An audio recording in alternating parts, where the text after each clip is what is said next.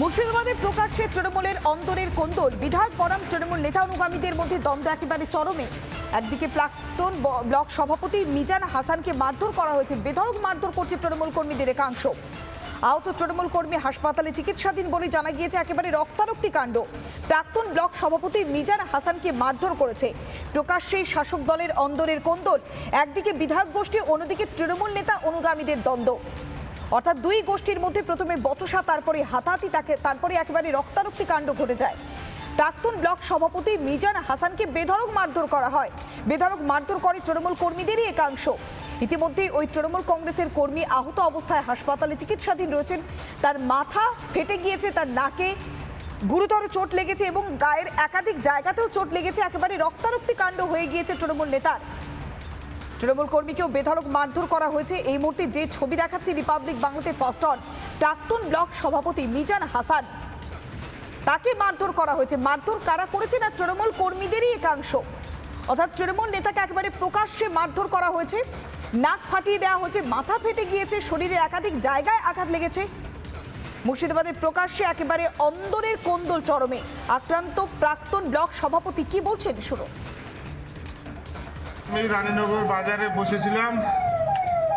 রানীনগর বাজারে আমার ভাইপো মোশারফ হোসেনের চায়ের দোকানে চা খাচ্ছিলাম। সেই চা খাওয়া অবস্থায় অতর্কিত আক্রমণ আমার উপর সংগঠিত হয়েছে। ওরা ভাবছে আমাকে মেরে ফেললে মনে হয় রানীনগরের কণ্ঠরোধ করা যাবে। আমি শুধু এদের পিছনে যিনি আছেন, আমাদের বিধানসভার বিধায়ক সৌমিক হোসেনকে বলতে চাই, আপনার হাত তো রক্তে রাঙা। আপনি এখানকার পঞ্চায়েত সমিতির সভাপতিকে দিয়ে রানীনগরে সন্ত্রাস করতে চাইছেন। আমি আপনাকে বলি, আমার এই মাথা ফাটা, হাত ভাঙা, পুরো বডিতে আক্রমণ করেছেন পিস্তল দিয়ে, হাতের লাঠি দিয়ে, হাতুড় দিয়ে, কাচের বয়ম দিয়ে। যাদেরকে আক্রমণ করতে পাঠিয়েছিলেন সে রাজীব, নান্টু, তাদেরকে দিয়ে আপনি রানীনগর মানুষের কণ্ঠরোধ করতে পারবেন না। আপনার তোলাবাজি পঞ্চায়েত সমিতিকে মিলে নিয়ে যে তোলাবাজি সংগঠিত করছেন, সেই তোলাবাজির বিরুদ্ধে এই রক্ত কথা বলবে। এই রক্ত রানীনগরের মানুষ মেনে নেবে না।